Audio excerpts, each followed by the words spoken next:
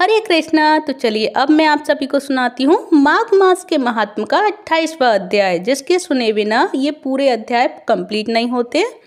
तो चलिए अब सुनते हैं माघ मास के महात्म का। ये है जो अंतिम अध्याय, जो कि सुने बिना जो हमारे पूरे जो हमने 27 अध्याय सुना चुकी हूँ, मैं आप सभी के साथ शेयर कर चुकी हूँ।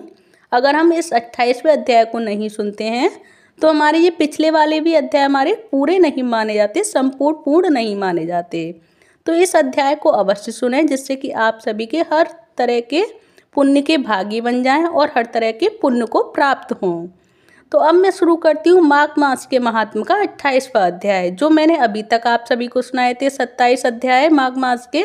अगर आप सभी को अब तक के जो 27 अध्याय मैंने आप सभी के साथ शेयर करे वो अच्छे लगे हों और सुने हों आप सभी ने, तो कमेंट बॉक्स में जय श्री हरि अवश्य लिखें और प्लीज़ वीडियो को लाइक कर दें, चैनल को सब्सक्राइब करें। तो चलिए अब शुरू करते हैं आगे माघ मास के महात्म का 28वां अध्याय। तो वशिष्ठ मुनि जी कहने लगे कि हे राजा दिलीप, बहुत से जन समूह सहित अच्छोद सरोवर में स्नान करके सुखपूर्वक मोक्ष को प्राप्त हो गए। और तब लोमश ऋषि जी कहने लगे कि संसान रूपी इस तीर्थ राजा को सब श्रद्धा पूर्वक देखो। यहाँ पर 33 करोड़ देवता आकर आनंद पूर्वक रहते हैं और यह अक्षय वट है जिनकी जड़ें पाताल तक गई हुई हैं। और मार्कंडेय ऋषि प्रलय के समय भगवान इसी अक्षय वट का आश्रय लेते थे और यही शिव जी की प्रिय भगवती भागीरथी है, जिसकी सिद्ध लोग सेवा करते हैं। और यह गंगा स्वर्ग के हेतु पताका है और इसका जल पीकर मनुष्य मुक्त हो जाते हैं। तो हे मुनि, सभी प्राणी इस नदी को यमुना से मिली हुई पाते हैं। इसका संगम बड़े पुण्य से प्राप्त होता है। इसके स्नान से जन्म मृत्यु रूपी दावानल से कोई नहीं तपता, परंतु ज्ञान प्राप्त करके मुक्त हो जाता है। और यहाँ पर स्नान करने से सभी प्राणी बिना ज्ञान के भी मुक्त हो जाते हैं। इसीलिए ब्रह्मा जी ने भी यहाँ यज्ञ करने की इच्छा की थी और इसी संगम में भगवान विष्णु ने स्त्री प्राप्त की इच्छा से स्नान करके लक्ष्मी जी को प्राप्त किया था। और यहीं पर त्रिशूलधारी शिव जी ने त्रिपर दैत्य को मारा था।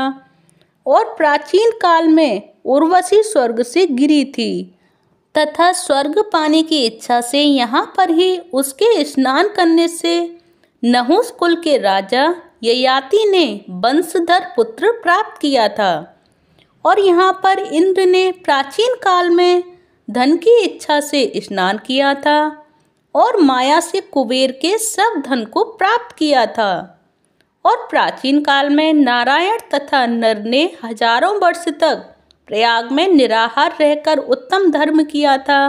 और यहीं से जैगा सभ्य सन्यासी ने महादेव जी जैसी शक्ति वाले से विजय पाई थी तथा अणिमा आदि योग के अति दुर्लभ ऐश्वर्य प्राप्त किए थे। और इसी क्षेत्र में तपस्या करके श्री भरद्वाज सप्त ऋषियों में सम्मिलित हुए थे और जिन्होंने भी यहाँ स्नान किया उसको स्वर्ग की प्राप्ति हुई। और इसीलिए हमारे विचार से तुम त्रिवेणी में स्नान करो। इस स्नान से पहले किए हुए तुम्हारे सभी पाप नष्ट हो जाएंगे और संपूर्ण वैभवों को तुम प्राप्त हो जाओगी। तो ऋषि के इस प्रकार के सत्य वचन सुनकर सब ही त्रिवेणी में स्नान करने लग गए और उसी स्नान करने से सबकी पिशाचता नष्ट हो गई और श्राप से विमुक्त होकर उन्होंने अपना शरीर धारण कर लिया। और वेदनिधि ने अपनी संतान को देखकर प्रसन्नचित होकर लोमश ऋषि को संतुष्ट किया और कहा कि आपके अनुग्रह से ही सांप से विमुक्त हुए हैं और अब आप इन बालकों के योग्य धर्म को कहिए। तो लोमश ऋषि ने कहा कि इस युवा कुमार ने वेदों का अध्ययन समाप्त कर लिया है, इसीलिए इन कन्याओं के प्रीति पूर्वक कर कमलों को ग्रहण करें। तब लोमश जी तथा अपने पिताजी की आज्ञा से इस ब्रह्मचारी ने 5 कन्याओं से विवाह किया और इन कन्याओं के सब मनोरथ पूर्ण हुए। जिसके घर में लिखा हुआ यह महात्मा पूजा जाता है और वहाँ नारायण ही पूजे जाते हैं। तो पुष्कर तीर्थ में, प्रयाग में, गंगा सागर में, देवालय में, कुरुक्षेत्र में तथा विशेष करके काशी में इसका पाठ अवश्य करना चाहिए।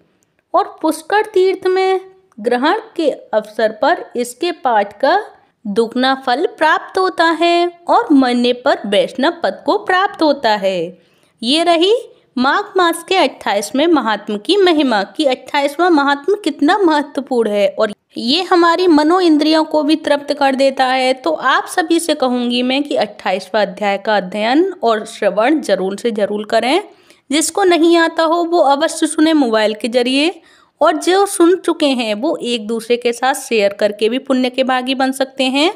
क्योंकि जिसको नहीं आता वो तो नहीं सुन सकता और नहीं उसको पढ़ सकता, लेकिन अगर आपको आता है और अगर आप सभी को पता है कि हमारे रिलेटिव्स को भी नहीं आता है तो आप उसके साथ शेयर कर सकते हैं। एक दो जो ग्रुप होते हैं आपके साथ उसमें शेयर करके पुण्य के भागी बन सकते हैं, जिसके कि ग्रुप में सभी सुन सकें। अपने स्टेटस पे लगा के सबसे पुण्य के भागी बन सकते हैं कि स्टेटस पे लगा के तो जो भी आपके मोबाइल पे कांटेक्ट हैं वो सभी देख सकते हैं, सुन सकते हैं, श्रवण कर सकते हैं। इससे भी आप सभी को पुण्य का फल मिलेगा।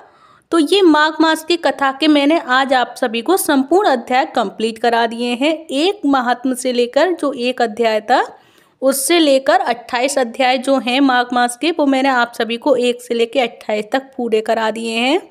ये आप सभी को कैसे लगे प्लीज़ मुझे कमेंट बॉक्स में ज़रूर बताइएगा। जो मैंने आप सभी को ये माघ मास के जो 28वें अध्याय, जो 28 अध्याय तक आप सभी को जो श्रवण कराया है, एक अध्याय से लेकर पूरे 28 तक, जिसमें भगवान श्री हरि की महिमा है, शिव शंकर की महिमा है, गंगा जल की महिमा है, जिसमें सभी देवी देवताओं की महिमा है और मेन प्रयागराज गंगा यमुना सरस्वती त्रिवेणी की महिमा का गान पूरे अध्याय में हुआ है। तो ये जो अध्याय हैं जो आप सभी के लिए अत्यंत महत्वपूर्ण है माघ मास के। तो आप सभी को ये सारे माघ मास के अध्याय कैसे लगे प्लीज़ मुझे कमेंट बॉक्स में तो ज़रूर बताइएगा कि आप सभी को कैसे लगे ये माघ मास के अध्याय। और अगर आप सभी को ये अध्याय अच्छे लगे हों, मन को भाए हों, दिल को छुए हों, तो प्लीज़ कमेंट बॉक्स में जय श्री हरि अवश्य लिखते जाएं। और जो मैंने आज आप सभी को संपूर्ण मास के जो अध्याय हैं आज कंप्लीट करा दिए हैं। अगर ये सभी अध्याय आप सभी को अच्छे लगे हों तो एक वीडियो को लाइक कर दें, चैनल को सब्सक्राइब करें। धन्यवाद। हरे कृष्ण, हरि बोल। हमेशा जपें, हमेशा सुने, हरे कृष्ण कृष्ण कृष्ण हरे हरे, हरे राम राम राम हरे हरे, हरे कृष्ण, हरि बोल।